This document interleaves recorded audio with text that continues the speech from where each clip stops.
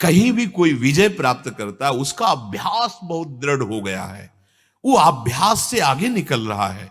अभ्यास, उसमें आप ऐसी भावना न सोचे कि हम कोई ऐसा दान पुण्य की वो एक अलग कर्म बन गया, नहीं, आपकी अश्रद्धा हो जाएगी प्रभु में। अभ्यास से जो हमें जीतना है उसको हम सोचे कि यहां दान कर देते हैं और वह हम विजय प्राप्त कर लेंगे, तो एक ही नया कर्म, शुभ कर्म आपका फलीभूत होगा आगे, लेकिन वर्तमान में वहां अभ्यास काम करेगा।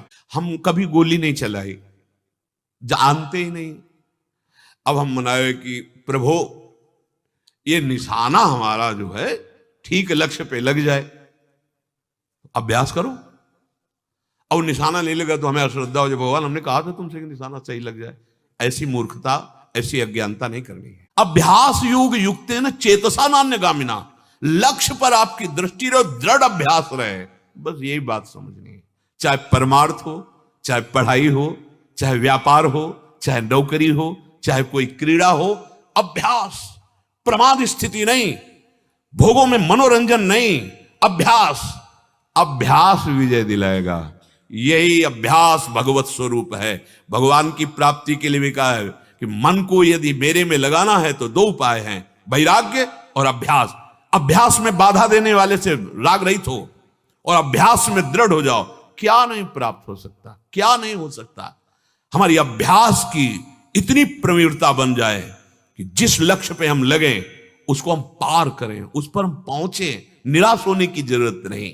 हम कोई भी कर्म बिना कामना के करते ही नहीं है, इसलिए बंधते चले जाते हैं। अभी अध्यात्म है, समझ, बिना फल दिए जाएगा ही नहीं, तुम्हें कामना करने की जरूरत ही नहीं है।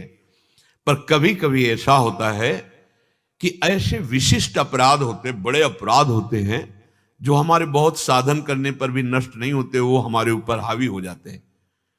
फिर हमको लगता है कि हमारी साधना, हमारा भजन, हमारा साधन, अगर हम बाह्य सुख की आकांक्षा करते तो अश्रद्धा होने लगती है। हम आपसे प्रार्थना करते हैं, आप कभी अश्रद्धा मत करना, अपनी आस्तिकता की नींव को मत हिलने देना।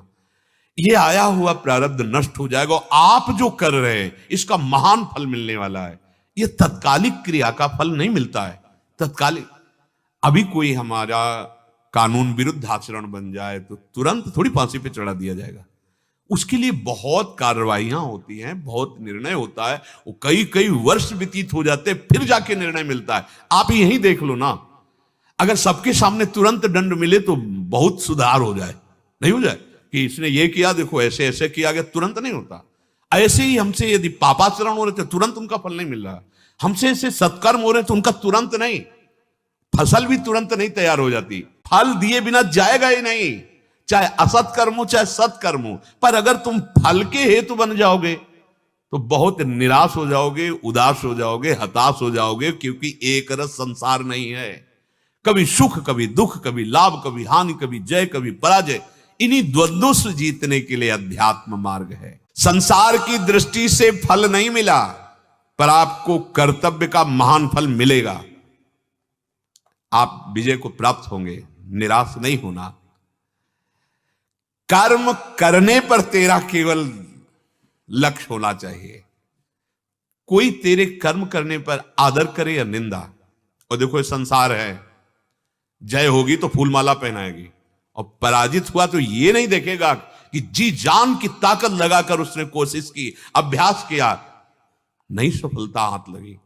असफलता में जो साथ दे वही सच्चा मित्र होता है। सफलता में तो सब साथ देने, पर पक्की बात समझ लो, असफलता में कोई बिरला ही साथ देता है, धैर्य बंधाता है, नहीं तो ये पता नहीं कि उसके हृदय में क्या हो रहा है, कितना उसने प्रयास किया, चाहे अध्यात्म में हो, चाहे पढ़ाई में हो, चाहे क्रीड़ा में हो, किसी भी खेल में हो। कोई भी चाहता है क्या पराजय, अब परिणाम उसके अनुकूल नहीं आया तो हम सबको चाहिए कि साथ देना चाहिए, एक दूसरे का उत्साह वर्धन करना चाहिए। लेकिन जिनको शुद्ध बुद्धि प्राप्त नहीं है वो उत्साह वर्धन की जगह और निराश